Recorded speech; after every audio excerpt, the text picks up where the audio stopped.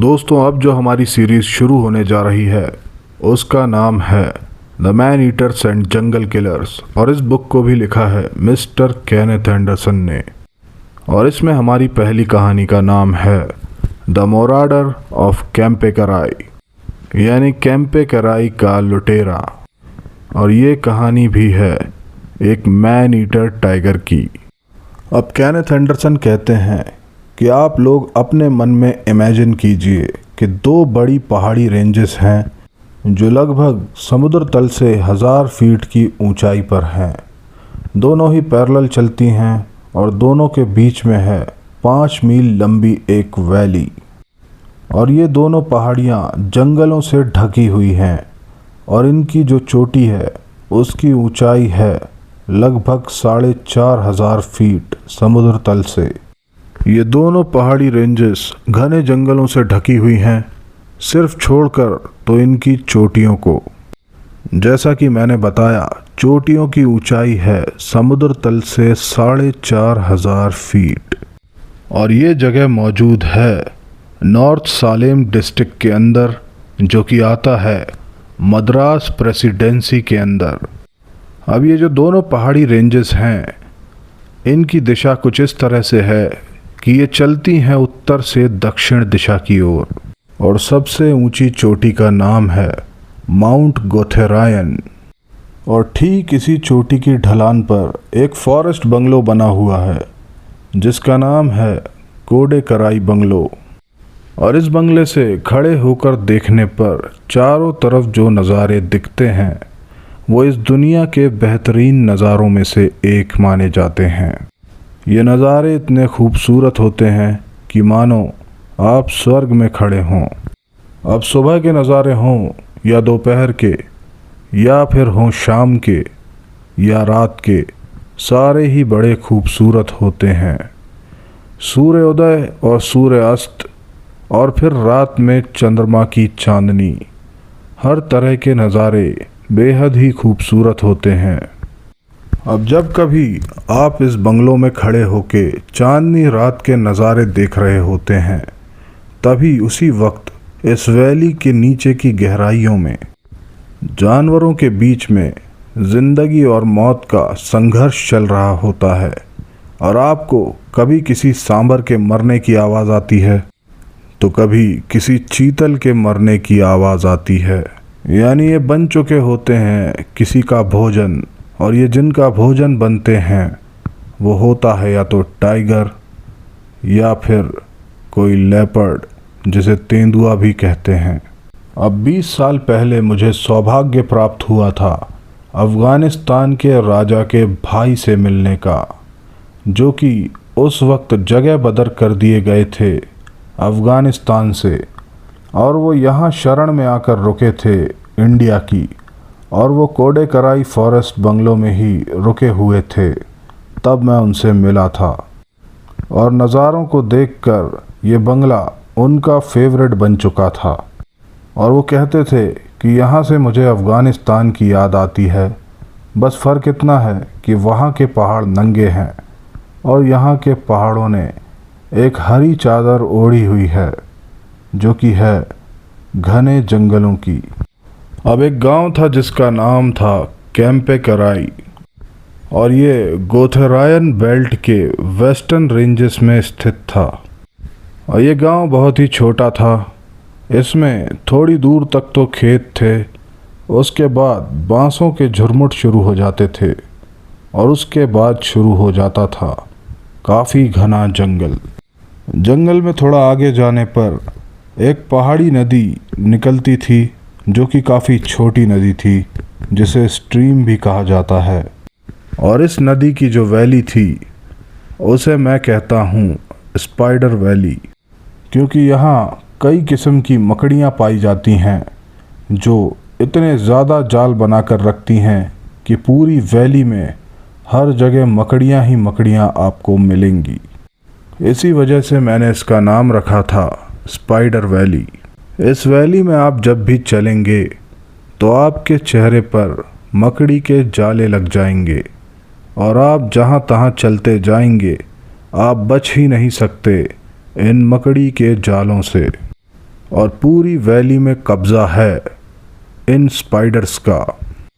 अब इस पहाड़ी से दक्षिण दिशा में मुड़कर ये जो छोटी नदी थी ये चिनार नदी में मिल जाया करती थी, और जहाँ ये नदियाँ मिलती थी इस जगह को सोपाथी कहकर बुलाया जाता था।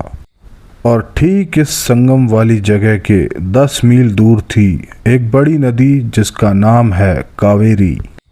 अब केनेथ एंडरसन कहते हैं कि मेरा आप लोगों को इतना डिस्क्रिप्शन देने का मतलब सिर्फ यही था कि आप लोग इस इलाके को अच्छी तरह से समझ जाएं और आपके दिमाग में एक छवि बन जाए कि आप मानो यहाँ खड़े हों और आप पूरी कहानी को अपनी आँखों से देख रहे हों, जो कि मैं आगे बताने जा रहा हूँ।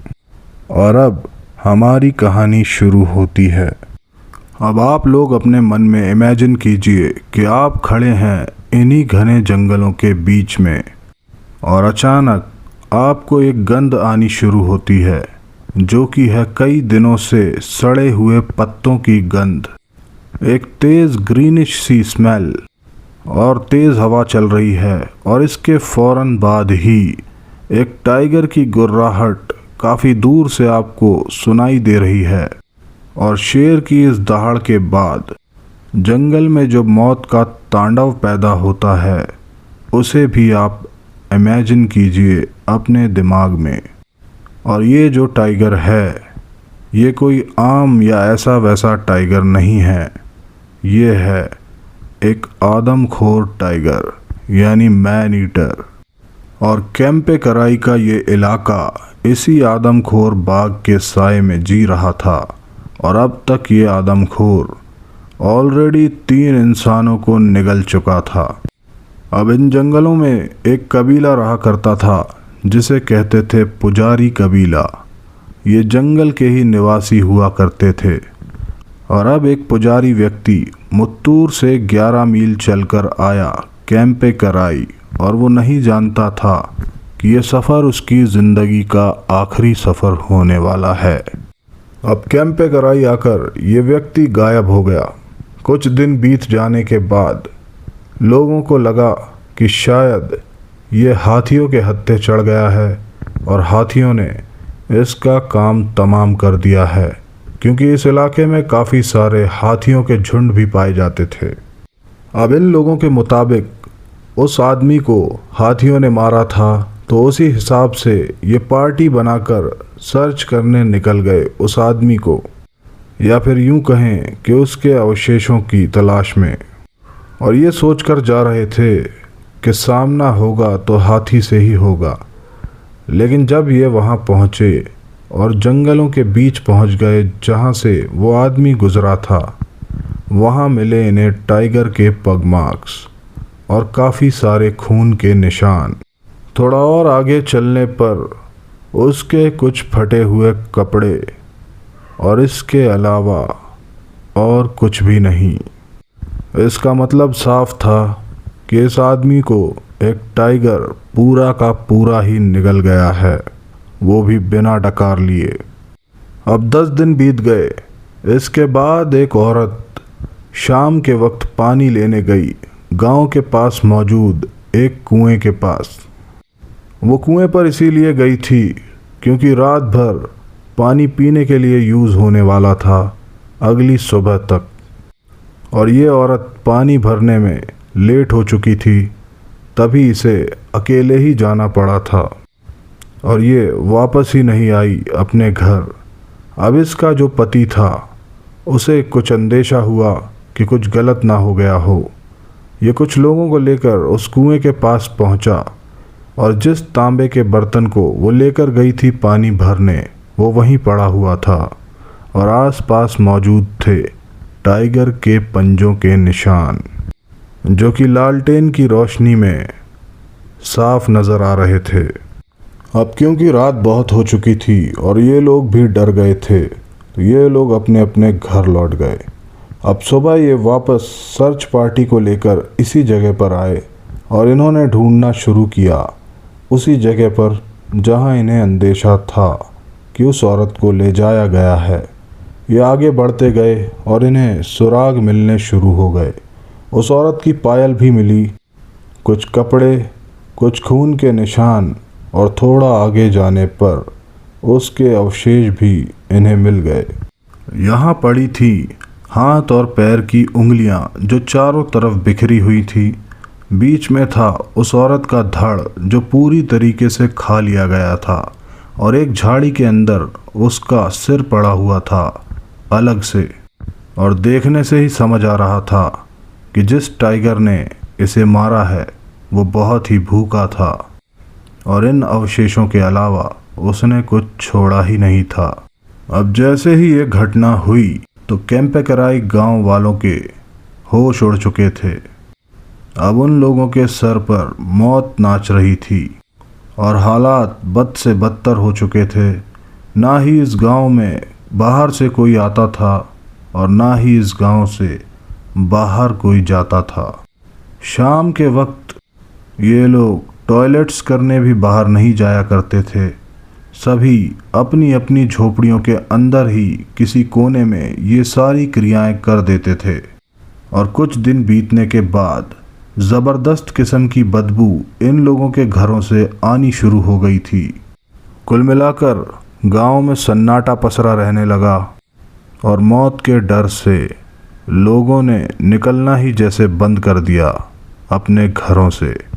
अब ये सारे गांव वाले शाम होते ही अपने पशुओं को भी अपनी झोपड़ी के अंदर ही बंद कर लिया करते थे, और चारों तरफ लकड़ी का एक मजबूत बाड़ा इन्होंने बना लिया था, जो कि इन्हें लगता था कि टाइगर नहीं भेद पाएगा।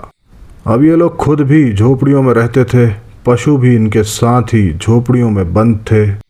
कुल मिला के बुरा हाल हो चुका था और बहुत ही बुरी बदबू आनी शुरू हो गई थी हर एक घर से। और कोई माइका लाल ऐसा नहीं था कि जो बाहर निकल सके, क्योंकि जान तो सबको ही प्यारी है, और जान है तो जहान है। और यहीं पर केनेथ एंडरसन कहते हैं कि इंसान चाहे कुछ भी कर ले, कितनी ही कोशिशें कर ले, किस्मत का लिखा वो टाल नहीं सकता। अब एंडरसन का एक दोस्त था बायरा, जिसे आप पहचान ही गए होंगे अगर आपने पिछली कहानियाँ सुनी होंगी तो। बायरा का एक दामाद था जिसका नाम था मारा। वो इसी गांव में रहता था और पुजारी कबीले का ही था। अब एक दिन ये पक चुका था अपने घर की बदबू से, और इसने अपनी पत्नी से कहा कि बहुत हो गया, अब मैं घर में ये सब काम नहीं करूँगा, मैं बाहर जाकर ही रहूँगा चाहे कुछ भी हो जाए।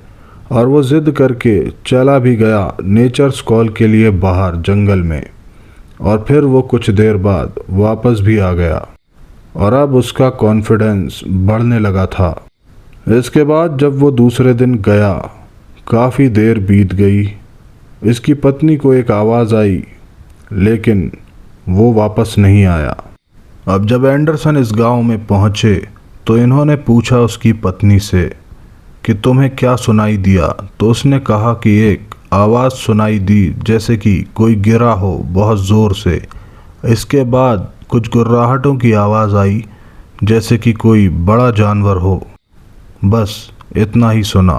अब एंडरसन पूरे गांव में घूमने लगे और लोगों से पूछने लगे, लेकिन सारे लोग क्योंकि अपने घरों में ही बंद रहते थे तो कोई भी काम की जानकारी इन्हें दे नहीं पाया, और जो जानकारी इन्हें चाहिए थी वो पहले ही बायरा इन्हें दे चुका था, जो कि इनका पुराना दोस्त था। अब एंडरसन सोचने लगे कि इतने बड़े जंगल में उस मैन ईटर टाइगर को कैसे ढूंढे हम। अब दो ही संभावनाएं थीं, या तो उसके अगले शिकार करने तक यहाँ रुके रहें, या फिर कोई जिंदा बेट बांधें जिसे वो टाइगर मारे और फिर ये उस टाइगर को मारें। अगर अब लाइव वेट भी बांधी जाती है और ये टाइगर उसे मार दे, इसकी संभावनाएं बहुत कम है, क्योंकि अभी तक इस टाइगर ने कोई भी पालतू पशु का शिकार नहीं किया है। जितनों को भी मारा है इंसानों को ही मारा है, तो संभावनाएं कम हैं कि वो लाइव बेट पर हमला करेगा। अब एक संभावना ये है कि इंसान को ही बेट बनकर बैठना पड़े और एंडरसन सोचते हैं कि आखिर कौन इंसान होगा वो जो बेट बनना चाहेगा आदमखोर बाघ के लिए। और ये ख्याल आते ही एंडरसन ने इस ख्याल को अपने मन से निकालना चाहा। अब ये बैठे थे बायरा और रंगा के साथ। बायरा तो इनका दोस्त था ही, रंगा भी इनका एक दोस्त ही था, और ये दोनों जंगल को बहुत अच्छी तरह से जानते थे। अब एक छोटी सी मीटिंग हुई रंगा, बायरा और एंडरसन की। इसमें बहुत देर तक इन लोगों ने चाय पी और एंडरसन ने अपना पाइप पिया। और इस मीटिंग का नतीजा वो होता जिस पर कम से कम 2 लोग एग्री कर जाते। अब इस मीटिंग का नतीजा ये निकला कि रंगा और बायरा चाहते थे कि इंसान को यूज़ किया जाए बेट के रूप में, और एंडरसन चाहते थे कि लाइव बेट के रूप में किसी जानवर यानी पालतू पशु को बांधा जाए। और इस मीटिंग में एंडरसन का पलड़ा हल्का था और बायरा और रंगा का 2 वोट के साथ पलड़ा भारी हो गया था। और एंडरसन सोचने लगे कि अगर इंसानी बेट का यूज़ किया जाएगा तो मुझे ही बेट बनकर बैठना पड़ेगा, क्योंकि कोई पागल ही होगा जो मैन ईटर के लिए बेट बनकर बैठना चाहे।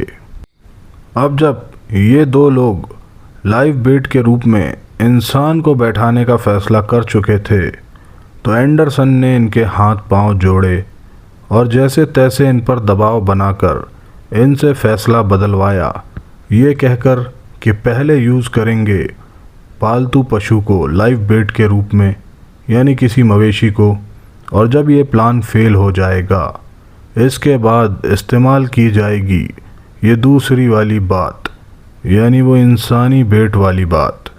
अब एंडरसन ने 2 बैल खरीदे क्योंकि वहाँ पर भैंसें होती ही नहीं थी। एक बैल को टाइगर के पंजों के निशान मिलने वाली जगह पर बांधा गया और दूसरे को उस पहाड़ी नदी यानी उस स्ट्रीम के किनारे। अब बेट्स को बंधवाने के बाद एंडरसन एक कुएं के पास बैठ गए। ये वही कुआं था जहां वो औरत पानी भरने आई थी। एंडरसन अपनी पीठ लगाकर इस कुएं से टिक कर बैठ गए और इन्होंने एक बर्तन बंधवा दिया रस्सी से, ताकि जब भी इन्हें प्यास लगे ये ताज़ा पानी निकाल कर पी सकें। और इस कुएं से मात्र 50 मीटर की दूरी से ही जंगल शुरू हो जाता था, और जहां से जंगल शुरू होता था उसके पहले ही किसी ने पपीते के पेड़ों का एक बगीचा लगाया था जिसमें पपीते के पेड़ लग चुके थे।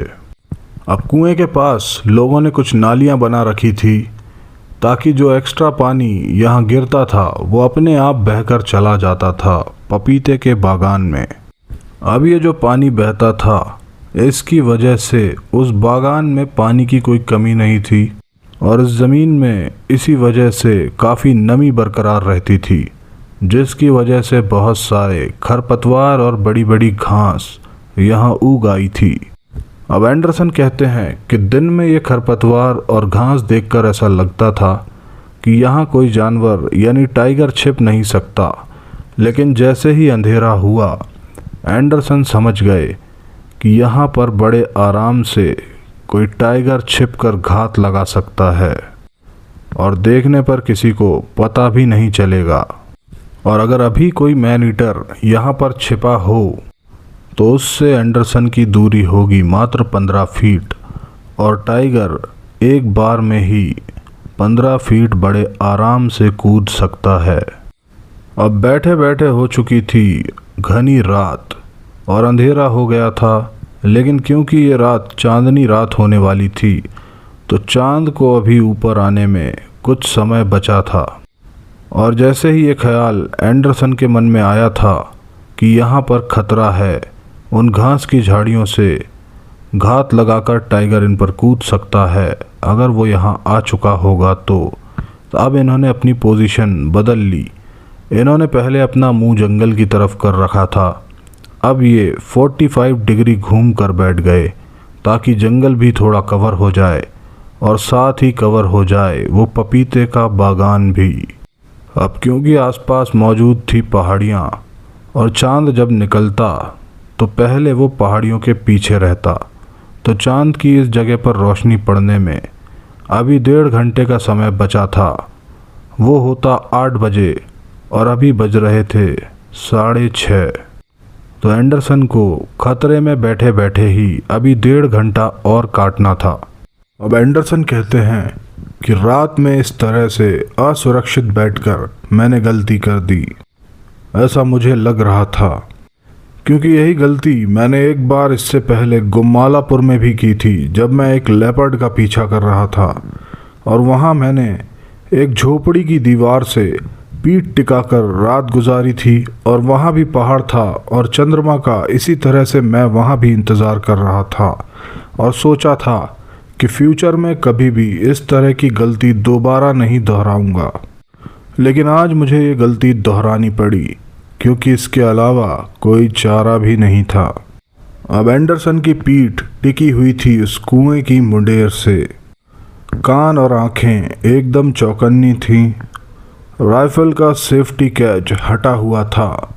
दाएं हाथ की उंगली थी ट्रिगर पर और बाएं हाथ की उंगली थी राइफल के ऊपर लगी हुई टॉर्च के बटन पर। और अब एंडरसन को इसी तरह से बाकी का समय काटना था। अब एंडरसन कहते हैं कि जब इंसान डरा हुआ होता है तो उसके मन में काफ़ी सारे ख्यालात आते हैं, लेकिन उस वक्त मेरे मन में जो ख्याल आ रहे थे मैं उन्हें बता नहीं सकता कि वो किस लेवल पर बुरे ख्यालात थे, मगर मैं एक आउटलाइन दे देता हूँ कि किस तरह के थे वो ख्याल। कभी ऐसा लगता था कि टाइगर किसी भी डायरेक्शन से मुझ पर कूद सकता है, या फिर टाइगर एक से ज़्यादा हैं जो घात लगाकर बैठे हैं सिर्फ मुझे मारने के लिए, या फिर कभी ऐसा लगता था कि टाइगर मुझसे बदला लेना चाहता है क्योंकि मैंने पहले भी कई टाइगर्स मारे हैं और ये उनकी तरफ से खड़ा हुआ है और ये उनकी जानों का बदला लेना चाहता है मुझसे। अब यही सब कुछ सोचते सोचते वो टाइम भी बीत गया और अब धीरे धीरे चंद्रमा ऊपर आना शुरू हो गया और अब उसकी रोशनी में तारे कुछ कम दिखते थे, लेकिन काफ़ी रोशनी हो चुकी थी अंधेरे में देखने के लिए। अब एंडरसन कहते हैं कि रोशनी इतनी हो चुकी थी कि उस पपीते के बगीचे के अंदर भी मुझे दिखने लगा था और मेरे मन में थोड़ी राहत महसूस हो रही थी। और जैसे ही ये रोशनी आई, एंडरसन के मन से वो ऊट पटांग ख्याल आने भी बंद हो गए। अब रात के 8 बजे से 11 बजे तक कोई हरकत कहीं भी महसूस नहीं हुई और 11 बजे के बाद कहीं दूर से एक सांबर डियर की अलार्म कॉल सुनाई दी। और ये जो सांबर की कॉल थी ये एक स्ट्रेस कॉल थी, यानी इसकी कॉल में डर महसूस हो रहा था। मतलब साफ था कि इसने टाइगर देख लिया है। अब धीरे धीरे वो सांबर की कॉल दूर जाने लगी और इसके बाद फिर बंद हो गई। अब एंडरसन को समझ नहीं आ रहा था कि वो सांबर ही दूर चला गया है या फिर उसे टाइगर ने निगल लिया है। अब एंडरसन को लग रहा था कि अब सन्नाटा पसर चुका है चारों तरफ, तो क्यों ना टाइगर की सुनने की शक्ति का इस्तेमाल किया जाए और अगर वो कहीं भी होगा तो यहाँ होती आवाज़ सुन ज़रूर लेगा। तो अब एंडरसन ने एक प्लान बनाया और फ़ौरन उसे एग्जीक्यूट करने लगे। अब इन्होंने वो जो बर्तन था जो रस्सी से बंधा था कुएं के साइड में, उसे कुएं में फेंका और उसमें पानी भर के खींचा। उसके बाद आधे से ही उसे वापस छोड़ दिया और इस तरह से बर्तन और कुएं में गिरते हुए बर्तन की पानी की छप छप की आवाज़ भी आने लगी, ताकि टाइगर जहाँ भी हो उसे ये पता चल जाए कि उसने जिस कुएं के पास एक शिकार मारा है वहीं एक दूसरा शिकार भी उसका इंतज़ार कर रहा है।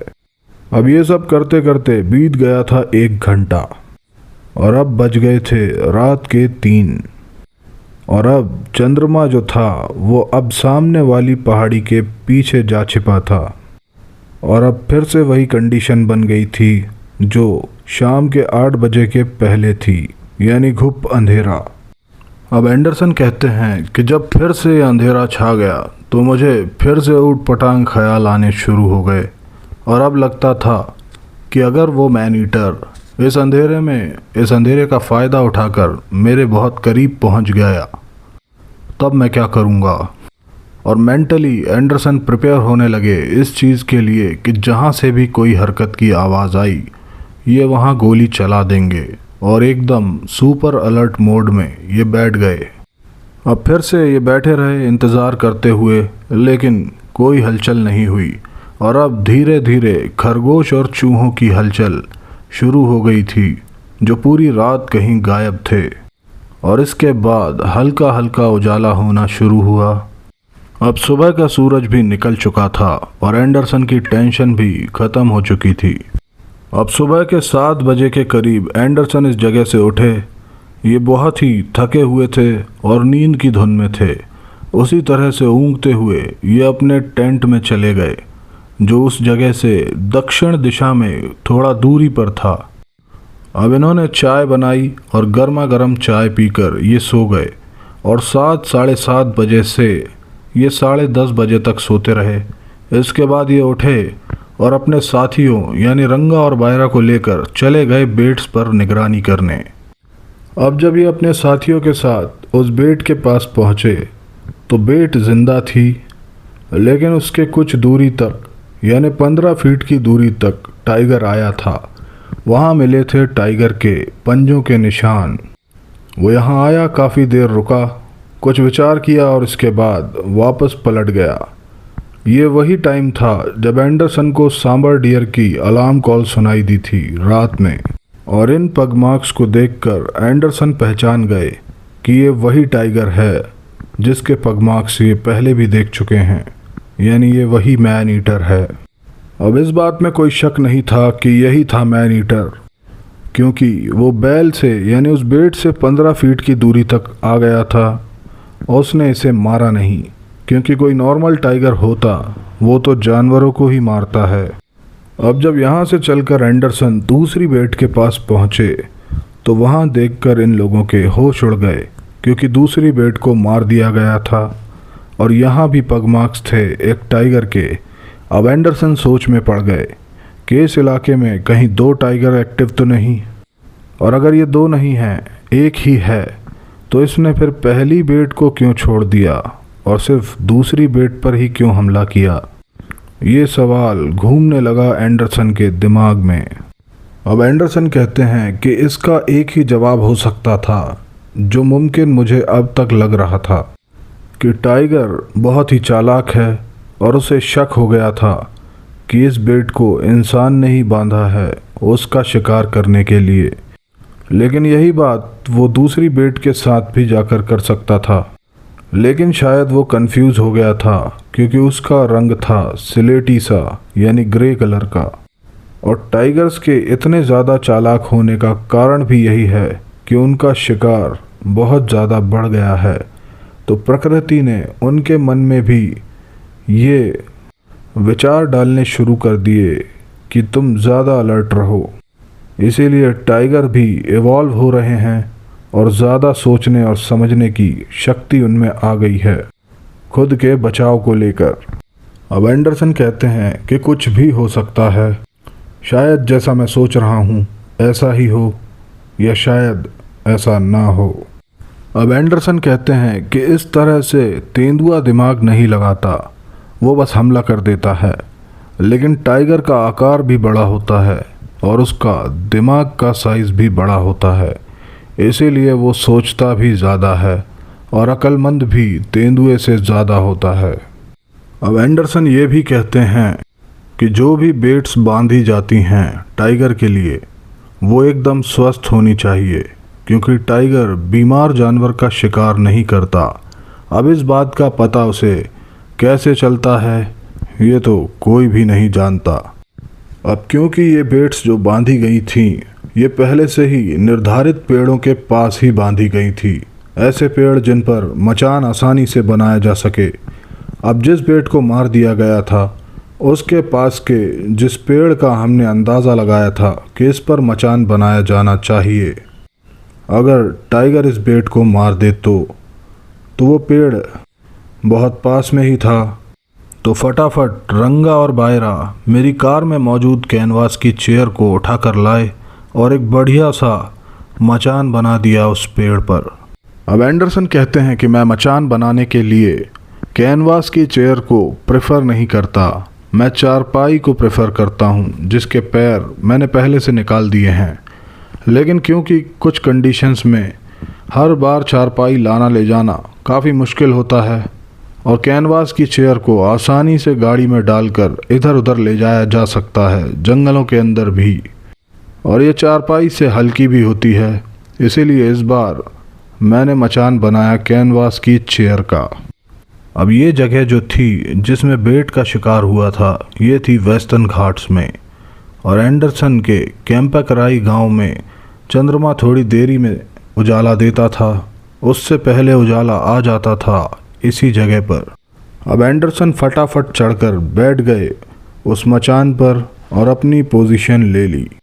अब इस जगह बैठने का एक एडवांटेज मिला एंडरसन को कि जिस तरह ये कैंपाकराई गांव में पिछली रात रुके थे और इन्होंने कुएं की मुंडेर पर पूरी रात बिताई थी, तो दोनों तरफ थे पहाड़ और चंद्रमा की रोशनी बहुत ही लिमिटेड समय के लिए यहाँ पर आई थी।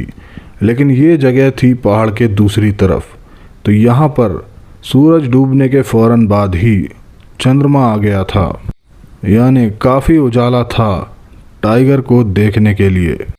अब एंडरसन कहते हैं कि रात के बज चुके थे 8 और जब से मैं बैठा था तब से 8 बजे तक कुछ भी ऐसा नहीं हुआ जिसके बारे में मैं आपको बताऊं और समय बर्बाद करूं। लेकिन 8 बजे ही मुझे अपने ही मचान के नीचे से कुछ हलचल सुनाई दी। जब मैंने नीचे देखा तो टाइगर मचान के ठीक नीचे खड़ा था। अब ये कब आया, कैसे आया और कहाँ से आया, ये मुझे बिल्कुल भी नहीं पता। अब एंडरसन कहते हैं कि जिस जगह मैंने निगरानी की हुई थी और अंदाज़ा लगाया था कि टाइगर इस तरफ से ही आएगा, तो ये पक्का था कि उस तरफ से तो टाइगर आया ही नहीं है। इस बार टाइगर आ गया था पीछे की तरफ से और जैसे ही वो एंडरसन के पेड़ के नीचे आया, उसने अपनी पीठ साइड से पेड़ पर रगड़ी और इसी बीच कहीं उसे अंदाज़ा हो गया कि पेड़ के ऊपर कोई मौजूद है। और इसके बाद टाइगर ने ऊपर देखा और अब तो कंफर्म हो चुका था कि ऊपर कोई बैठा है और फ़ौरन टाइगर अपने पिछले पैरों पर खड़ा हो गया और अगले पंजों से उस पेड़ पर चढ़ने की कोशिश करने लगा। और एंडरसन कहते हैं कि इस बात का शुक्र है कि हम लोगों ने जो पेड़ चुना था उसका तना एकदम सीधा था और उसकी पहली जो डाल डिवाइड हो रही थी वो 15 फीट की ऊंचाई से हो रही थी और टाइगर पूरी ताकत लगाकर चढ़ने की कोशिश कर रहा था। अपने पैने नाखून उसने गड़ा दिए थे पेड़ की छाल पर। अब एंडरसन कहते हैं कि मेरे पाँव नीचे लटके हुए थे और लगभग ये 3 फीट नीचे लटके थे, यानी मैं 15 फीट ऊंचाई पर बैठा था और मेरे पैरों के तल थे लगभग 12 फीट की ऊंचाई पर। और एक एवरेज बंगाल टाइगर की लंबाई जो होती है नाक से लेके पूंछ तक, वो होती है 9 फीट। अगर पूंछ की लंबाई हटा दी जाए तो सिर्फ उसका धड़ होता है 6 फीट लंबा। अब इसके बाद उसके 3-3 फीट लंबे पैर, अगले बाहों की लंबाई 3 फीट और पिछले की 3 फीट। अब जब 3 फीट के पिछले पैर, 6 फीट का उसका धड़ और आगे की तरफ निकले हुए उसके पंजे, यानी उसके पूरे हाथों की लंबाई 3 फीट, टोटल मिलाकर हो गए 12 फीट। 12 फीट की लंबाई पर मेरे पैर भी लटक रहे थे और 12 फीट की लंबाई तक सिर्फ खड़ा होकर ही टाइगर पहुंच चुका था और वो उछलने की पूरी कोशिश कर रहा था कि कुछ उसे पकड़ में आए और वो ऊपर चढ़ने की कोशिश करने लगा। यहाँ तक कि चेयर के कैनवास में उसके पंजे गड़ते हुए साफ नज़र आ रहे थे और महसूस भी हो रही थी पूरी चेयर हिलती हुई। अब जब उसके पंजे गड़ गए कैनवास की चेयर के कैनवास में, वहीं मेरे पैर भी लटक रहे थे। अब मैं कहीं भाग तो सकता नहीं था, तो मेरे पैंट में भी उसके नाखून गड़ गए और मेरे पैरों में भी उसके नाखून लग गए। लेकिन इसी बीच शायद मेरी किस्मत थोड़ी अच्छी थी, टाइगर का बैलेंस बिगड़ा और वो एक बार धाड़ करके ज़मीन पर जा गिरा। अब एंडरसन भी अपने दोनों हाथ कुर्सी के हत्थों पर रखकर ऊपर उठने की कोशिश करने लगे। अगर ये ऐसा नहीं करते तो टाइगर शायद इनकी हिप्स तक भी पहुंच सकता था। और अब इसी कोशिश में एंडरसन का भी बैलेंस बिगड़ने लगा और किस्मत और भी ज़्यादा अच्छी महसूस हुई एंडरसन को जब उन्हें पता चला कि राइफ़ल अभी भी उनके पास है। वो छूटकर नीचे नहीं गिरी। अब क्योंकि एंडरसन कहते हैं कि मैन ईटर चाहे कितना भी चालाक क्यों ना हो, वो हमेशा पीछे से ही वार करता है और इस बार उसे पता चल गया था कि इस पेड़ पर बैठे इंसान को भी उसकी प्रेजेंस का पता लग गया है। तो उसने वही किया जो हर मैन ईटर करता है। उसने देखा एंडरसन की तरफ, ज़ोर से गुर्राया और फिर भाग गया झाड़ियों के अंदर और फिर गायब हो गया। अब टाइगर के भागने के बाद एंडरसन चेक करने लगे उस चेयर को। उन्होंने झुककर देखा तो उस चेयर के निचले हिस्से में उसके कैनवास में थे टाइगर के 4-4 इंच लंबे नाखूनों के निशान और उनके पैरों में भी काफ़ी खरोंचें आ गई थी और थोड़ा थोड़ा मांस खिंच गया था बाहर, क्योंकि टाइगर जब ऊपर पंजे मार रहा था तो पंजे इनकी पैंट पर भी लगे थे और पैंट के ही अंदर भी घुस गए थे, इनके शरीर पर भी। अब एंडरसन कहते हैं कि टाइगर के जो नाखून होते हैं उसमें बैक्टीरिया की भरमार होती है, क्योंकि ये है कार्निवोरस जानवर, मांस खाता है और मांस और खून इसके पंजों में लगा रहता है और वो सड़ने की वजह से इसमें बेतहाशा बैक्टीरिया पैदा हो जाते हैं जो कि जानलेवा भी होते हैं। अब टाइगर नॉर्मल हो या फिर आदमखोर, ये वाली खूबी तो हर टाइगर में होती ही है कि उसके पंजों में बैक्टीरिया होते हैं। और कैनवास की चेयर और मेरी पैंट दोनों ही काफ़ी पतले थे, बैक्टीरियाज को रोकने के लिए काफ़ी नहीं थे। मतलब कुछ ना कुछ असर तो उस टाइगर के नाखूनों ने छोड़ा ही होगा एंडरसन के जिस्म में। अब एंडरसन कहते हैं कि मैं अपने साथ हमेशा फर्स्ट एड किट में सारा सामान रखता हूँ और साथ ही रखता हूँ पेनिसिलिन का इंजेक्शन और सिरिंज भी। इस बार भी मैं उन्हें लाया था, लेकिन ये सब कुछ मेरी कार में रखा था काफ़ी दूर, जो मेरे कैंप के पास खड़ी थी और उसकी दूरी थी यहाँ से 2 मील। और एंडरसन को अब ये डिसीजन लेना था कि तुरंत जाया जाए अपनी जान का रिस्क लेकर या फिर सुबह का इंतज़ार किया जाए, क्योंकि इन्हें जल्द से जल्द वो पेनिसिलिन का इंजेक्शन अपने अंदर इंजेक्ट करना था इन्फेक्शन से बचने के लिए। अब एंडरसन दुविधा में थे कि अगर मैं अभी उतर के गया तो जंगल में मैन ईटर का खतरा है, वो हमला भी कर सकता है, लेकिन अगर मैं सुबह का इंतज़ार करता रहा तो मुझे सेप्टिक डेवलप हो जाएगा और इसका इस वक्त तो कोई इलाज नहीं है और फिर मेरी मौत भी हो सकती है। लेकिन अगर मैं अभी उतर के गया तो 50-50 चांसेस हैं कि मैन ईटर से सामना हो भी सकता है और नहीं भी। लेकिन अगर इन्फेक्शन डेवलप हो गया तो 50-50 नहीं है, 100% चांसेस ही हैं कि हालत बहुत बुरी होगी। अब सुबह होने में बचे थे अभी 10 घंटे और एंडरसन ने डिसाइड किया कि वो उतर कर पैदल ही चले जाएंगे। अब इन्होंने ऊपर एक रखी हुई रस्सी जो ये राइफ़ल खींचने के लिए लाए थे, उसी से राइफ़ल को नीचे उतारा।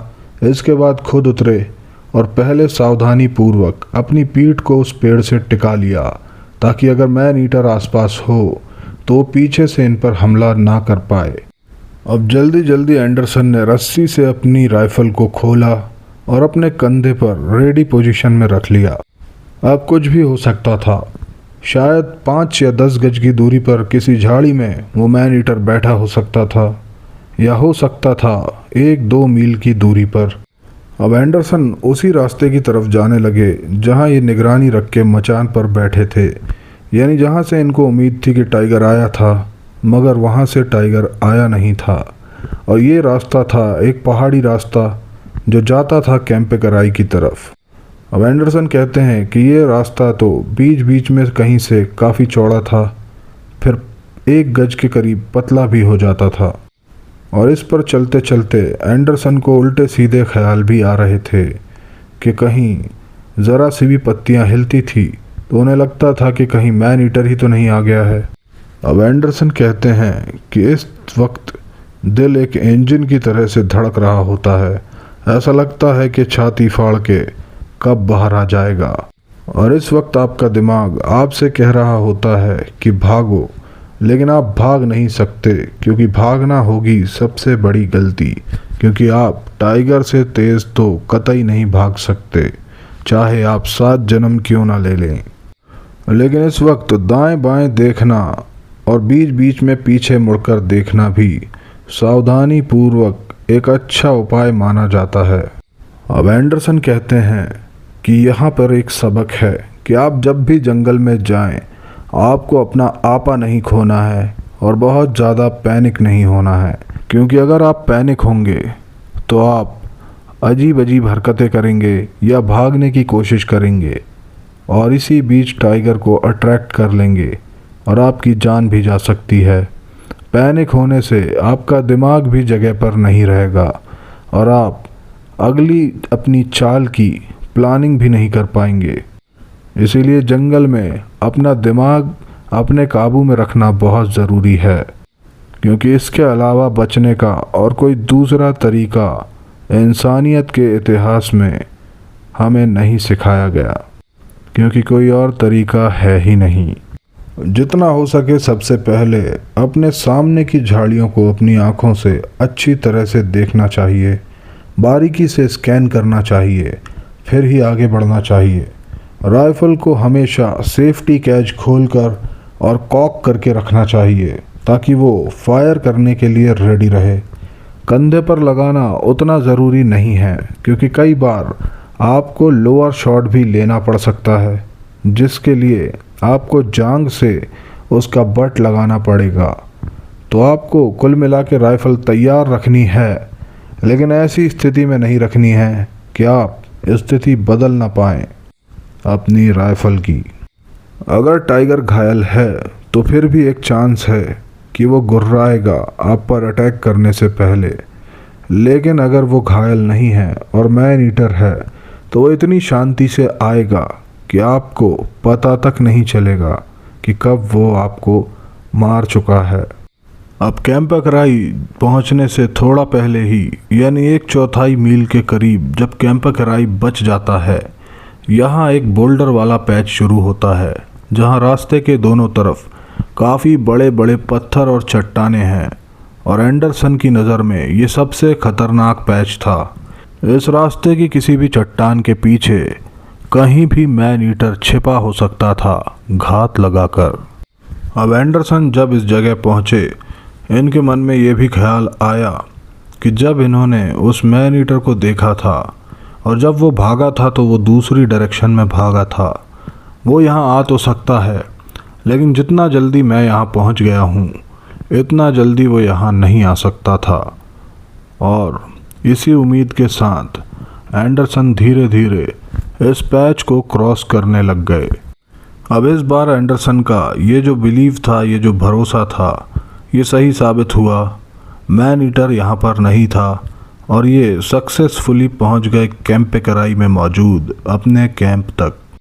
अब जब एंडरसन अपने कैंप पहुँचे, रंगा और बायरा जाग रहे थे। हमेशा की तरह जब भी एंडरसन इनको साथ में कहीं लेकर जाते हैं तो एंडरसन के वापस लौटने तक ये जागते ही रहते हैं, और ये जाग रहे थे। अब एंडरसन ने इनसे कहा कि जल्दी से पानी गर्म करो, और फिर एंडरसन ने कॉफ़ी बनाकर कॉफ़ी पी, और उस गर्म पानी में इन्होंने कुछ कॉटन वगैरह और उस सिरिंज को उबाला। इसके बाद इन्होंने अपने आप को पेनिसिलिन का एक इंजेक्शन लगाया। अब इसके बाद एंडरसन ने रंगा और बायरा से कहा कि ये लो पोटेशियम परमैंगनेट, जिसे लाल दवा भी कहा जाता है, और इसका एक घोल बनाओ और उससे मेरे ज़ख्मों की सफाई करो अच्छी तरह से। और इसके बाद एंडरसन ने इन्हें एक ऑइंटमेंट भी दिया, इसे भी उन दोनों ने इन घावों पर लगा दिया। अब जहाँ जहाँ नाखून गड़े थे उस टाइगर के, वहाँ वहाँ एंडरसन ने बैंडेज बांध ली, लेकिन एक जगह ऐसी थी जो इनके जांग के निचले हिस्से पर थी, और वहाँ पर ये बैंडेज नहीं बांध सकते थे क्योंकि इतनी बड़ी और इस तरह की बैंडेज इनके पास थी ही नहीं। तो ये उसी तरह सोने चले गए अपने कैंप के अंदर। लेकिन इनके मन से काफ़ी बोझ उतर चुका था, क्योंकि ये पेनिसिलिन का शॉट लगा चुके थे और इससे खतरा अब टल चुका था। अब इसके बाद आई एंडरसन को बहुत गहरी नींद, और एंडरसन कहते हैं कि जंगल में सुबह 9 बजे उठना बहुत ही लेट माना जाता है, लेकिन मैं 9 बजे ही उठा क्योंकि मुझे लगे थे टाइगर के नाखून और मैं काफ़ी थक भी चुका था। उठते ही एंडरसन ने अपने घाव देखे, उनमें कोई दर्द भी नहीं था, किसी तरह की कोई सूजन भी नहीं थी। इसका मतलब साफ था कि दवा अपना काम कर चुकी है और किसी तरह का कोई इन्फेक्शन अब इन्हें फैलता हुआ नज़र नहीं आ रहा था। अब इसके फ़ौरन बाद एंडरसन ने फिर से अपने आप को एक पेनिसिलिन का इंजेक्शन लगाया और फिर इसके बाद लंच बनवाकर लंच करने लगे। अब लंच करने के बाद एंडरसन रंगा और बायरा को लेकर निकल पड़े उस पहली वाली बेट के पास जो जिंदा थी। वो अभी भी जिंदा थी, वहाँ टाइगर नहीं आया था। इसके बाद ये उस जगह पर पहुँचे जहाँ ये रात में मचान पर बैठे थे और वो दूसरा बैल भी मरा पड़ा था, लेकिन टाइगर के वहाँ वापस लौटने के निशान इन्हें नहीं मिले। अब जब रात में टाइगर आया था तो उसके पग मार्क्स बन गए थे। अब एंडरसन ने उस पग मार्क्स को देखा तो ये भी उसी टाइगर के पग मार्क्स थे जो इन्होंने शुरू में आते हुए देखे थे, और यही था मैन ईटर। और इन्होंने ऊपर नज़रें उठाकर पेड़ की तरफ देखा तो पेड़ पर थे बड़े बड़े नाखूनों से खरोचने के निशान जो कि रात में उस टाइगर ने बनाए थे जब वो एंडरसन तक पहुंचना चाह रहा था। अब यहाँ से एंडरसन उस तरफ जाना शुरू हो गए जहाँ वो टाइगर भागा था। बहुत देर ढूंढने के बाद ये काफ़ी आगे निकल गए। इसके बाद कटीली झाड़ियाँ शुरू हो रही थी तो इन्होंने उसमें घुसना मुनासिब नहीं समझा और फिर ये वापस आ गए कैंप कराई गांव। यहाँ इन्होंने गांव के बहुत सारे लोगों से एक मीटिंग कंडक्ट करवाई।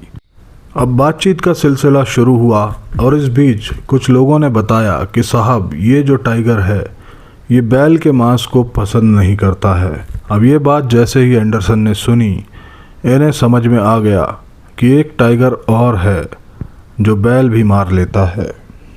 अब एंडरसन प्लान बनाने लगे कि या तो कोई इंसान खुद बेट बनकर बैठे या फिर ये खुद जाएं बेट बनकर और बीच में ही कहीं बैठकर मैन ईटर का इंतज़ार करने लगें।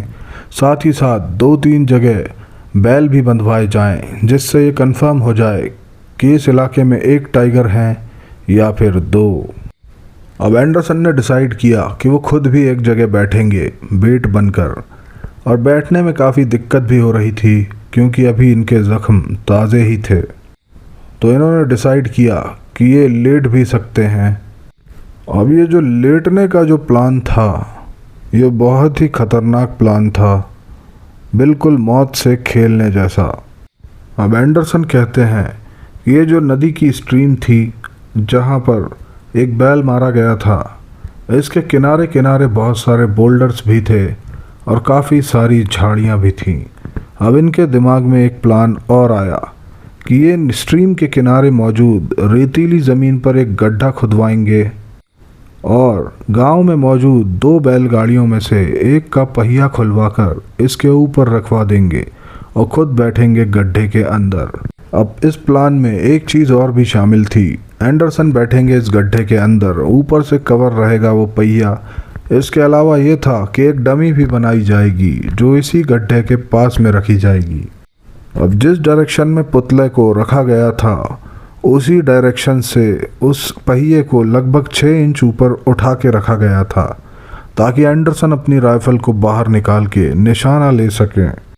अब एंडरसन कहते हैं कि जब ये प्लान एग्जीक्यूट हो रहा था उस वक्त एक पूरे दिन भर यहाँ पर बैलगाड़ी का पहिया लाने के लिए व्यवस्था नहीं की गई थी, तो इस बीच एंडरसन ने वो डमी बनानी शुरू कर दी थी। अब इस पूरे गांव में कोई पैंट नहीं पहनता था, सब लोग धोती पहनते थे। तो एंडरसन ने अपनी स्पेयर पैंट इस डमी बनाने के लिए यूज़ कर ली। अब एंडरसन सोचने लगे कि इस टाइगर ने जितने भी आदमी या औरत मारे हैं वो तो पैंट नहीं पहनते थे, तो इन्होंने वो पैंट पहनाने के बाद उस डमी के ऊपर एक धोती और पहना दी ताकि टाइगर को कन्फ्यूज़न ना हो। ऊपरी हिस्से में एक पुरानी शर्ट पहना दी और उसके ऊपर एक फटा पुराना सा कोट। अब एंडरसन कहते हैं कि इस डमी को बनाने के लिए इसका जो सर बनाया गया था वो बनाया गया था एक बड़े से नारियल में, और उस नारियल के ऊपर लगा दिए गए थे नकली बाल जो औरतें सजने संवरने के दौरान अलग से अपने बालों की लंबाई बढ़ाने के लिए इस्तेमाल किया करती थी।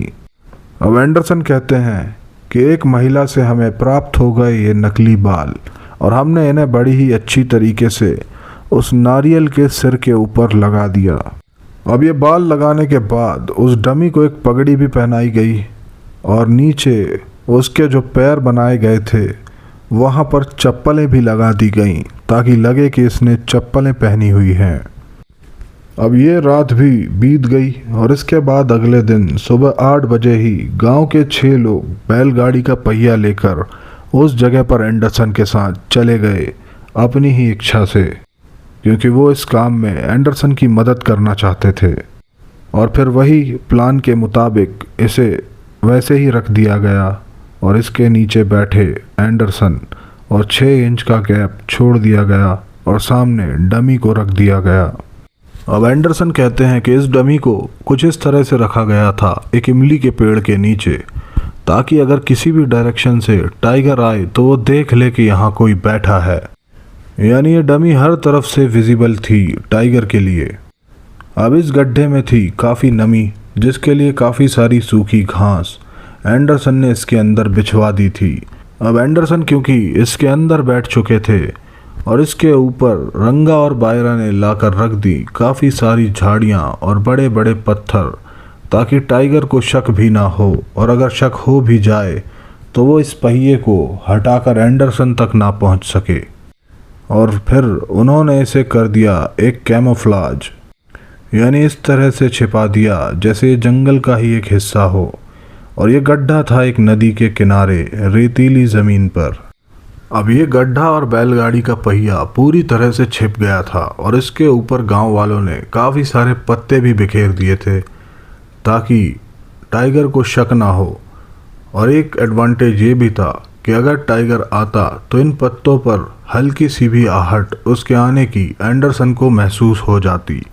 अब एंडरसन ने बाकी सारे लोगों को ये कहा कि वो एक गुट बनाकर यानी एक ही ग्रुप में गांव तक जाएं, और जब सुबह वो एंडरसन को लेने आए तब भी वो एक ही ग्रुप बनाकर पास पास चलकर आए।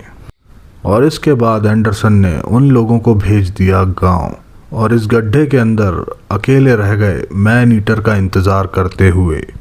अब जब ये लोग वापस लौटे थे उस वक्त बज रहा था 5 और एंडरसन को अब गड्ढे के अंदर बहुत गर्मी लगने लगी थी। इन्होंने अपनी कोट भी उतार दी थी और ये चाह रहे थे कि और भी कपड़े उतार कर साइड में रख दें, लेकिन फिर इन्हें लगा कि ज़ख्म पर मिट्टी लग जाएगी, इसीलिए इन्होंने पैंट वगैरह नहीं उतारी। अब एंडरसन बैठे रहे इंतज़ार करते हुए उस मैन ईटर का, लेकिन वो अब तक नहीं आया। लेकिन आ गया एक हिरण यानी स्पॉटेड डियर। बहुत देर तक वो डमी को देखता रहा, लेकिन एंडरसन ने कोई हरकत नहीं की, क्योंकि हिरण ज़रा सी भनक पाकर भी कॉल कर देता और दूर भाग जाता। इसीलिए ये शांति से बैठे रहे। कुछ देर वो डमी को घूरता रहा और उसके बाद अपने रास्ते चल दिया। इसके बाद वहाँ एक मोर और मोरनी आए। कुछ देर बाद वो भी उड़ गए। इसके बाद आए जंगली मुर्गे और कुछ देर ये मुर्गे आपस में लड़ते रहे और फिर ये भी उड़ गए। अब धीरे धीरे पूरा घुप अंधेरा हो चुका था और रात के 10 बजे तक कुछ भी नहीं हुआ। लेकिन इसके बाद एक भालू की गुर्राहट की आवाज़ आई एंडरसन को, और ऐसा लग रहा था कि भालू उसी तरफ बढ़ रहा है जहां एंडरसन बैठे हैं। और चलते चलते भालू टकरा गया उन्हीं पत्थरों पर जो इस बैलगाड़ी के पहिए के ऊपर रखे थे और चौंक कर इन्हें देखने लगा। और एंडरसन कहते हैं शायद वो सोच रहा होगा कि कल तक तो ये ढेर यहाँ पर नहीं था, आज अचानक कहाँ से ये यहाँ पर आ गया है। अब उस भालू को ये उठी हुई जगह देखकर लगा कि यहाँ पर शायद दीमक या चींटी होंगी, तो वो तलाशने लगा अपने थूथन को यहाँ पर पास में लगाकर। अब इसी बीच एंडरसन को खतरा महसूस होने लगा था इस भालू से, तो अंदर से ही इन्होंने शू की आवाज़ निकालकर उसे भगाने की कोशिश की। वो चौंका और इधर उधर देखा, लेकिन फिर से जुट गया। वो इन बोल्डर्स को हटाने की कोशिश करने लगा और इन पत्तियों को भी इधर उधर बिखेरने लगा। एंडरसन ने फिर से आवाज़ लगाई और उसे भगाने की कोशिश की। इसके बाद एंडरसन को उसने देख लिया और फिर इधर उधर कुछ ढूंढने लगा ताकि एंडरसन को सबक सिखा सके। लेकिन बहुत देर तक इसी तरह इधर उधर कुछ ढूंढने के बाद वो त्रस्त होकर भाग गया और फिर चला गया पहाड़ी की तरफ। एंडरसन कहते हैं कि अभी भालू जा ही रहा था और काफ़ी दूर पहुंचा था, लेकिन अभी वो नज़रों से ओझल नहीं हुआ था। अंदाज़ा लग रहा था कि वो जा रहा है। इतने में ही पीछे से भारी भरकम कदमों के संभल संभल कर चलने की आवाज़ आने लगी और ये थी मैन ईटर के आने की आवाज़। और केनेथ एंडरसन कहते हैं कि उन गद्दीदार पैरों की आवाज़ मैं समझा नहीं सकता, ना ही मेरे पास कोई शब्द हैं उसे बताने के लिए या फिर लिखने के लिए, लेकिन एक कच्चा अंदाज़ा मैं दे देता हूँ कि ये आवाज़ कुछ इस तरह से होती है कि किसी गद्दीदार सोफ़े पर एक कुशन को फेंका जाता है। उस तरह जो हल्की सी एक आवाज़ होती है गद्दी से गद्दी के टकराने की, वही आवाज़ लगभग मिलती जुलती है टाइगर के घात लगाकर चलने की आवाज़ से। अब टाइगर इतना संभल संभल के पैर रख रहा था कि एंडरसन समझ नहीं पा रहे थे कि यह घात उसने उस डमी को इंसान समझकर उस डमी के लिए लगाई है या फिर वो जान चुका है इस गड्ढे के अंदर एंडरसन बैठे हैं। हो सकता है कि उसने एंडरसन पर ही घात लगाई हो। अब एंडरसन सोचने लगे कि क्या वो टाइगर मेरे सामने से निकलेगा, और अब वो डमी मुझे दिख नहीं रही थी पूरी तरह से, सिर्फ हल्का अंदाज़ा लग रहा था कि उस इमली के पेड़ के नीचे वो रखी हुई है, लेकिन वो मुझे नहीं दिख रही है। इसका मतलब ये नहीं कि वो टाइगर को नहीं दिख रही होगी, क्योंकि टाइगर अंधेरे में भी आदमी से 6 गुना ज़्यादा अच्छे से देख सकता है। अब इसी कश्मकश में कुछ वक्त बीत गया और एंडरसन कहते हैं कि इस बीच मैंने घड़ी नहीं देखी कि कितना वक्त बीता। अब अचानक से ही एंडरसन के सर पे एक छोटा सा पत्थर का टुकड़ा गिरा और एंडरसन को यकीन ही नहीं हुआ कि टाइगर इस डायरेक्शन से आया है। वो बिल्कुल उसी डायरेक्शन से आया था जहां से आया था वो भालू, और इस वक्त था वो टाइगर एंडरसन के ठीक ऊपर।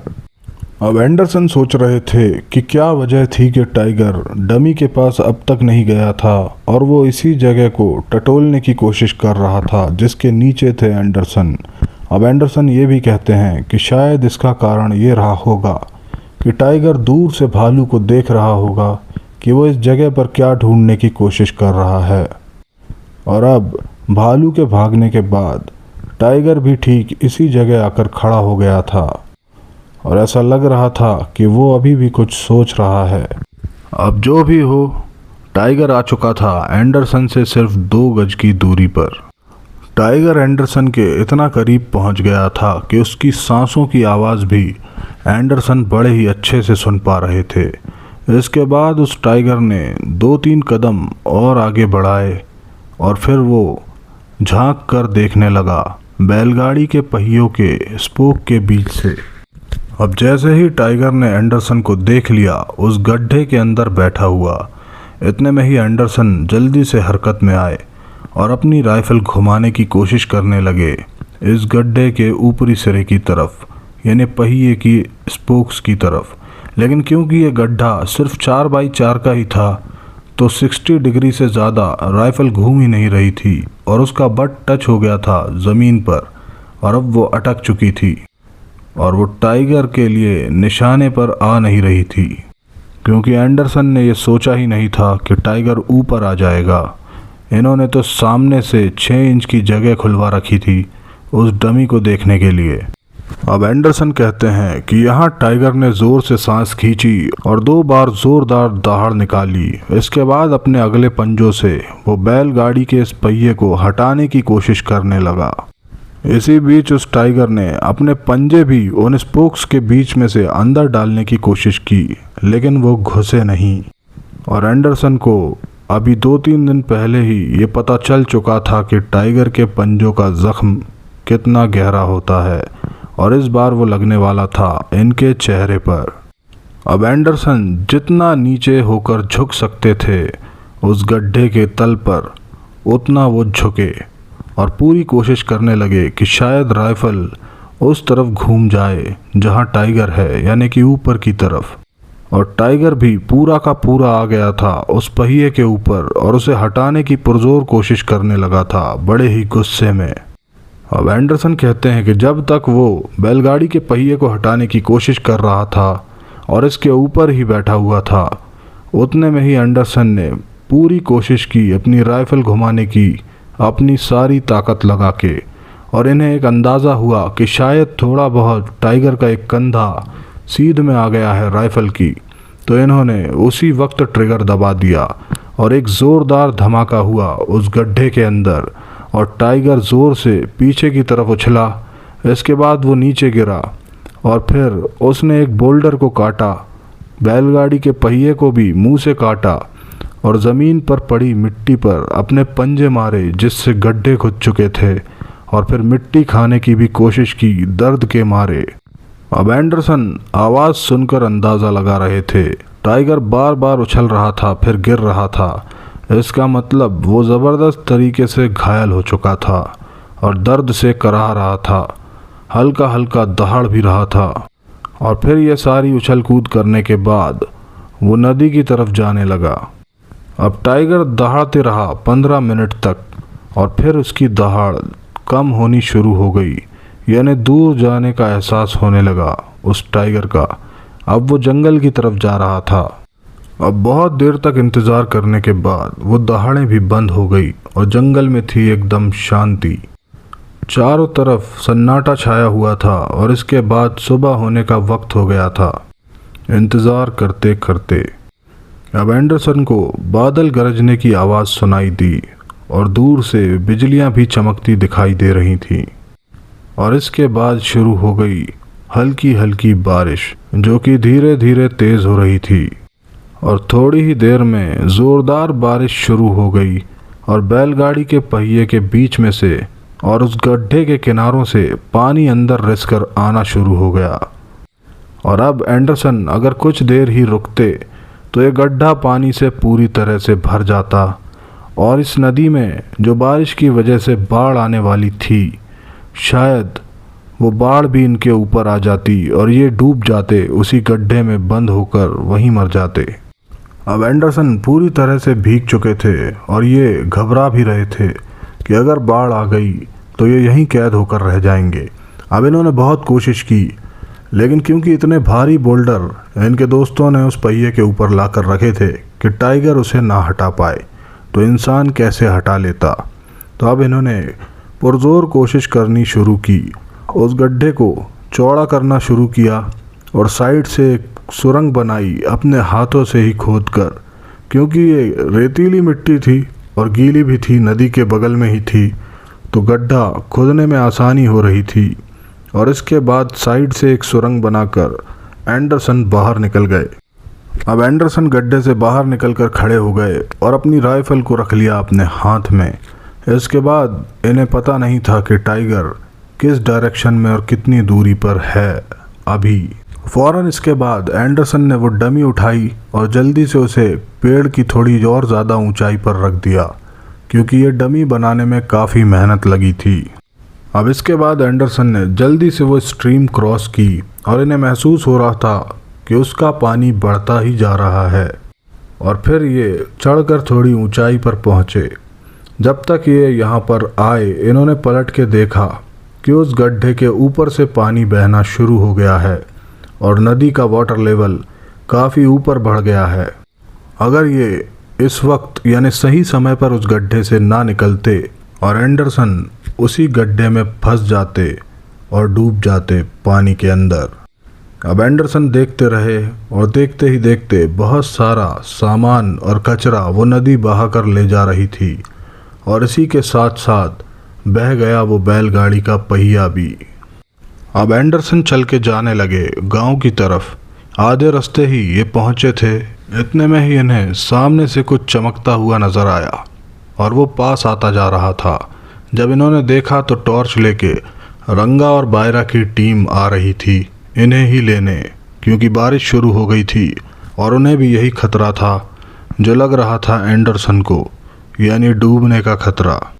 अब इन लोगों को भी लग गया था कि बारिश के बाद एंडरसन की जान को खतरा है, तो ये अपनी जान खतरे में डालकर, यानी उस मैन ईटर वाले जंगल में चलकर आ गए थे एंडरसन को बचाने।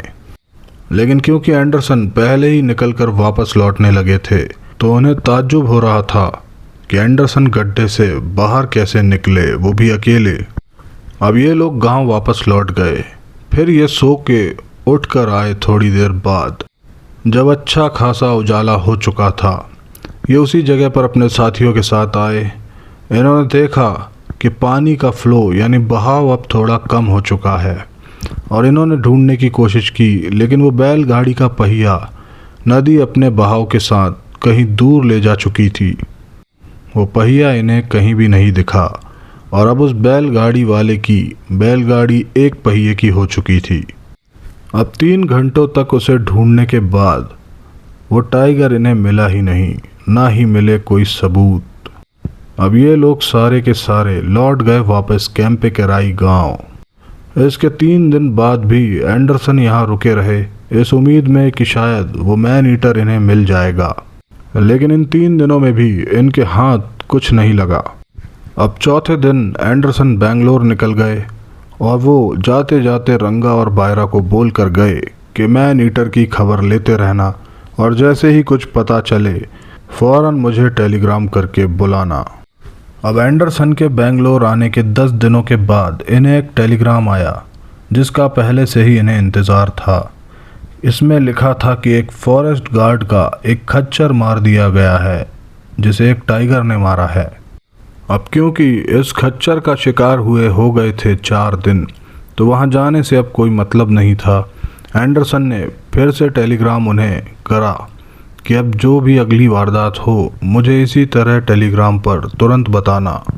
अब इसके ठीक 6 दिन बाद एक टेलीग्राम और आया, और इसमें लिखा था कि चिनार नदी के पास से 6 बैलगाड़ियां जा रही थी, और सबसे आखिर वाली बैलगाड़ी के चालक पर टाइगर ने हमला किया है। अब खुशकिस्मती से ये गाड़ी वाहन बच गया था। अब एंडरसन जब इससे मिले, उन्होंने पूछा कि क्या हुआ था, तो वो बोला कि मेरी बैलगाड़ी सबसे पीछे चल रही थी। इतने में ही टाइगर ने हमला किया।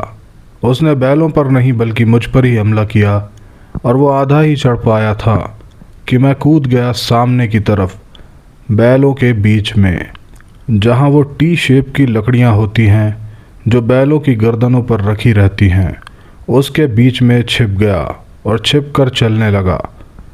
अब एंडरसन ने पूछा कि टाइगर तो बड़े आसानी से तुम्हें खींच कर ले जा सकता था, फिर तुम कैसे बच गए? उसने कहा कि मैं तभी कूद गया था जब टाइगर आधा ही चढ़ पाया था। इसके बाद मैंने पलटकर नहीं देखा, और फिर टाइगर भी नहीं आया। इसी के पीछे से एक दूसरी टीम भी आ रही थी, जिसने बताया कि उसने अभी अभी ताज़े पगमार्क्स देखे हैं टाइगर के, और ये पगमार्क्स मिले हैं चिनार नदी के पास में ही। अब ये लोग पहुँचे उन पगमार्क्स को देखने। जब एंडरसन ने उसे वेरीफाई किया तो पता चला कि टाइगर लंगड़ा रहा है। वो पूरा वज़न अपने लेफ़्ट पंजे में दे रहा है सामने वाले, और राइट पंजे को हल्का सा टच कर रहा है ज़मीन पर। मतलब ये वही टाइगर है जिसे एंडरसन ने घायल किया था, यानी वही मैन ईटर। और शायद इसीलिए वो उस बैलगाड़ी के ऊपर पूरा नहीं चढ़ पाया था, क्योंकि उसके अगले दाहिने पंजे पर चोट लगी थी, या फिर उसके कंधे पर। अब एंडरसन इसी वैली में और आगे की तरफ चलने लगे, जहां वो पगमार्क्स इन्हें ले जा रहे थे। और एंडरसन ने इस वैली को ही कहा था द स्पाइडर वैली, क्योंकि यहाँ बहुत सारी मकड़ियाँ पाई जाती थीं। अब एंडरसन 2 मील तक और चलते गए। इसके बाद नदी के बीचों बीच एक बहुत बड़ी चट्टान इन्हें दिखी, जो लगभग 80 फीट लंबी थी, 8 फीट ऊंची थी और 8 ही फीट चौड़ी थी। और इन्होंने फैसला किया कि इस चट्टान पर ही बैठकर टाइगर का इंतज़ार करेंगे। अब क्योंकि टाइगर इसके बगल से ही गया था, तो एंडरसन ये सोच रहे थे कि जब वो इस चट्टान पर बैठेंगे टाइगर इसी रास्ते से वापस लौटेगा और वो काफ़ी दूर से ही एंडरसन को देख लेगा। लेकिन क्योंकि ये चट्टान थी और जब भी वो इस पर चढ़ने की कोशिश करेगा या इन तक आने की कोशिश, तब एंडरसन उसे देख लेंगे और उसे गोली मार देंगे। अब एंडरसन ने अपनी टॉर्च चेक की और अपने साथ रखी 2 राइफल्स। एक थी इनकी फेवरेट और भरोसेमंद .405 विंचेस्टर लीवर एक्शन राइफल और दूसरी इन्होंने रखी थी 12 बोर की एक शॉटगन, जिसके लेफ्ट बैरल में इन्होंने डाली थी LGNA लार्ज ग्राफ कार्ट्रिज और राइट बैरल में लीथल बॉल यानी स्फेरिकल बॉल। ये शॉटगन करीब से टाइगर को मारने में काफ़ी सहायक होती है क्योंकि इसमें आप एक के बाद एक 2 गोलियां दाग सकते हैं, क्योंकि इसके 2 बैरल होते हैं और 2 ही ट्रिगर होते हैं। और राइफ़ल को रीलोड करने में 1 सेकंड का कुछ हिस्सा लगता है, इसीलिए पास से मारने के लिए स्पेयर में इन्होंने ये गन भी रखी थी। अब एंडरसन बैठ गए उस चट्टान के ऊपर। इन्होंने अपनी लेफ़्ट साइड पर रखी अपनी वो डबल बैरल की गन जिसे जेफरीज कहा जाता था और राइट साइड पर रखी अपनी विंचेस्टर राइफ़ल। फिर इन्होंने अपने सामने साथ लाया हुआ सामान रख दिया, जिसमें कुछ रोटियां थीं जो भूख लगने पर खाने के लिए ये लाए थे और एक थर्मस में गर्मा गर्म चाय। ठंड से बचने के लिए एक कोट भी इन्होंने एक्स्ट्रा में लाया हुआ था।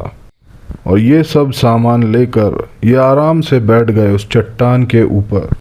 अब बज चुके थे शाम के 7। बहुत ही हल्का उजाला बचा था और अंधेरा बस होने ही वाला था। और एंडरसन कहते हैं कि इसके दोनों तरफ से नदी बहती थी। ऐसा लग रहा था कि मैं किसी आइलैंड पर बैठा हूँ। अब कुछ देर बाद एक हाथी आया उस नदी के तट पर और उसने अपनी सूंड इधर उधर घुमाई और सूंघ लिया एंडरसन को। उसे पता चल गया कि यहाँ कोई इंसान बैठा है। थोड़ा सा गुस्सा उसने बताया, रेत पर अपनी सूंड पटकी, इधर उधर थोड़ा घूमा और वापस चला गया जंगल के अंदर। और एंडरसन कहते हैं कि ये दुष्ट या बदमाश हाथी नहीं था, इसीलिए ये चला गया था। हालांकि ये एक टस्कर था, यानी इसके बड़े बड़े दांत भी थे, लेकिन क्योंकि ये एक प्योर जंगली हाथी था और इंसानों से थोड़ा बहुत डरता भी था, इसीलिए ये वापस जंगल में चला गया था। अब रात के 11 बजे के करीब एंडरसन को कोई आहट मिली नदी के उस रेतीले तट से। गौर से देखने पर इन्हें कोई साया सा वहाँ दिखा, फिर वो साया भी गायब हो गया। अब उसी डायरेक्शन में थोड़ी पास में वो साया दिखा और अब इसी तरफ वो बढ़ रहा था जहाँ एंडरसन बैठे थे चट्टान के ऊपर। पहली बार में तो एंडरसन को ऐसा लगा कि ये उनका वहम है, शायद उनकी आंखें थक चुकी हैं इसीलिए ये वहम हो रहा है। लेकिन जब ये दूसरी बार प्रकट हुआ तो एंडरसन को अब अपने आप पे कोई डाउट नहीं था। वो समझ गए ये कुछ ना कुछ तो है, लेकिन क्या है ये तो टॉर्च जलने के बाद ही पता चलेगा। अब उसके मूवमेंट्स देखकर एंडरसन समझ गए कि ये है टाइगर और ये बिल्कुल अपने पेट को ज़मीन से सटाकर धीरे धीरे आगे सरक रहा है एंडरसन के ऊपर घात लगाकर। उसका चेहरा एंडरसन की तरफ ही था और वो धीरे धीरे आगे सरक कर फाइनल जंप करने के लिए बिल्कुल चौकन्ना होके बैठ गया था। और उसे लग रहा था कि एंडरसन उसे नहीं देख पाएंगे, क्योंकि कहीं ना कहीं टाइगर को भी ये बात पता है कि इंसान रात में उसके जितना तेज़ नहीं देख पाते। अब यहाँ पर हुआ वही जो हर शिकारी के साथ होता है। एक ऐसा एहसास होना शुरू हो गया जो कई एहसासों का मिक्स था। यहाँ पर घबराहट थी, धड़कनें तेज़ थीं, पसीना भी आ रहा था और रोमांच भी महसूस हो रहा था। अब इस वक्त जो भी फैसला लेना होता है वो 1 सेकंड के किसी हिस्से में ही लेना होता है, यानी सेकंडों के अंदर अंदर। अब इस बीच या तो टाइगर जीतेगा या फिर आप। ये डिपेंड करता है कि फ़ैसला किसने पहले लिया है। अब तुरंत एंडरसन ने सावधानी पूर्वक अपनी राइफ़ल विंचेस्टर .405 अपने कंधे से लगाई। अब राइफल घुमाते हुए उस टाइगर ने एंडरसन को देख लिया और वो समझ गया कि इसने भी मुझे देख लिया है। हालांकि एंडरसन पहले से ही उसे देख रहे थे। अब ये सब जो घटनाक्रम है, एंडरसन कहते हैं कि इसे बताने में तो काफ़ी वक्त लग रहा है, लेकिन जब ये हो रहा होता है तो ये 1 सेकंड के अंदर अंदर ही सब कुछ हो जाता है।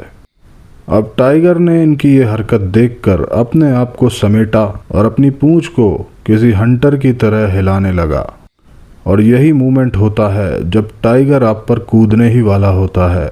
और बस इतने में ही एंडरसन ने अपनी टॉर्च जला दी। इस वक्त टाइगर की दूरी थी इनसे सिर्फ 20 गज। वो कूदने ही वाला था। इतने में ही एंडरसन ने चला दी अपनी राइफल से एक गोली। गोली लगते ही टाइगर उछल चुका था इनकी तरफ। अब एंडरसन कहते हैं कि मैं धन्यवाद करना चाहता हूँ मेरी टॉर्च का, क्योंकि इसकी वजह से मेरी जान बची है। और टॉर्च की रोशनी में ही वो टाइगर को देख पा रहे थे। अब टाइगर जब उछल चुका था, एक गोली उसे लग चुकी थी, लेकिन उछल के वो इनके लगभग 2 गज पास आ चुका था। इस बीच एंडरसन अपनी गन को लोड कर चुके थे, यानी राइफल को लीवर कर चुके थे एक बार, और चैम्बर में एक और दूसरी गोली आ चुकी थी। और इतने में ही एंडरसन ने लगभग पॉइंट ब्लैंक रेंज से 2 गज दूर से ही उसकी खोपड़ी में एक दूसरी गोली मार दी। और ये गोली खाते ही टाइगर जगह पर गिर पड़ा। अब एंडरसन कहते हैं कि इसके बाद जब मुझे यकीन हो गया कि ये टाइगर मर चुका है, मैं चट्टान से नीचे उतरा और थोड़ी दूरी पर गया। उस जगह जाने लगा जहां रंगा और बायरा एक पेड़ के ऊपर बैठे थे सुरक्षित। और वो मुझे चलता देखकर समझ गए कि मैं टाइगर को मार चुका हूँ, यानी उस मैन ईटर का अब अंत हो चुका है, क्योंकि इन लोगों ने गोलियों की आवाज़ भी सुन ली थी। अब दूसरे दिन टाइगर का इंस्पेक्शन करने पर एंडरसन को कुछ बातें पता चली, जो कि इस तरह से हैं। ये एक दुबला पतला टाइगर था, मेल था और एवरेज साइज का था। अब 17 दिन पहले जब एंडरसन एक गड्ढे के अंदर बैठे थे और इन्होंने वहाँ से जब गोली चलाई थी, जो इस टाइगर को लगी थी उसने इनकी उम्मीद से ज़्यादा डैमेज किया था। यह गोली उस टाइगर के कंधे को पार कर गई थी। ज़ख्म काफ़ी गहरा था, भरने भी लगा था, लेकिन तकलीफ़ तो रही ही होगी। इसीलिए वो टाइगर अपने लेफ़्ट पैर पर वज़न देकर चल रहा था, क्योंकि गोली लगी थी इसके दाहिने कंधे पर। अब जो गोलियां पिछली रात इन्होंने चलाई थीं, उसमें पहली गोली लगी थी टाइगर के मुंह के अंदर, और जो इसके गर्दन को फाड़कर पीछे से निकल गई थी। और उसके बाद तो आपको पता ही है, सर पर मारी गई पॉइंट ब्लैंक रेंज से राइफल की गोली उसके दिमाग का क्या हाल करती।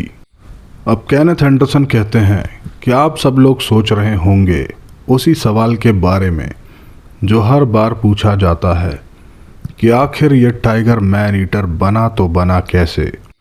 और ज़्यादातर केसेस की तरह ये टाइगर भी बना था आदमखोर इंसान की ही गलती से। 1 साल के पहले ऐसे किसी भरमार बंदूक वाले आदमी ने, किसी शिकारी ने इसे मारने की कोशिश की थी, और वो गोली भी लगी थी इसके दाहिने पैर में। ये घायल हो गया था, ठीक से दौड़ नहीं सकता था। इसका मतलब ये अपना नेचुरल प्रे यानी जंगली जानवरों का शिकार नहीं कर पा रहा था, और इसने देख लिया था कि एक इंसान ने ही इस पर गोली चलाई है, तो ये बन गया था इंसानों का दुश्मन, और फिर बन गया था ये मैन ईटर। और मेल टाइगर का दायां पंजा ही उसके लिए होता है सबसे बड़ा हथियार उसके दांतों के बाद। टाइगर भी लेफ्टी या राइटी होता है, बिल्कुल इंसानों की तरह। जिस तरह से कुछ इंसान अपने दाहिने हाथ का ज़्यादा प्रयोग करते हैं और कुछ बाएं हाथ का, लेकिन दाहिने हाथ का प्रयोग करने वाले ज़्यादा होते हैं और बाएं वाले कम। इसी तरह टाइगर भी दाहिने पंजे का उपयोग ज़्यादा करता है। तो दोस्तों इस तरह से अंत होता है द मराडर ऑफ कैंपेकराई का। हमारी अगली कहानी होगी द ममंदूर मैन ईटर। अगर आपने अब तक हमारा चैनल सब्सक्राइब नहीं किया है तो कर लीजिए जंगल कहानियाँ ऑफिशियल। तो मिलते हैं अगली कहानी में, तब तक अपना ध्यान रखिए। चलते हैं। जय हिंद।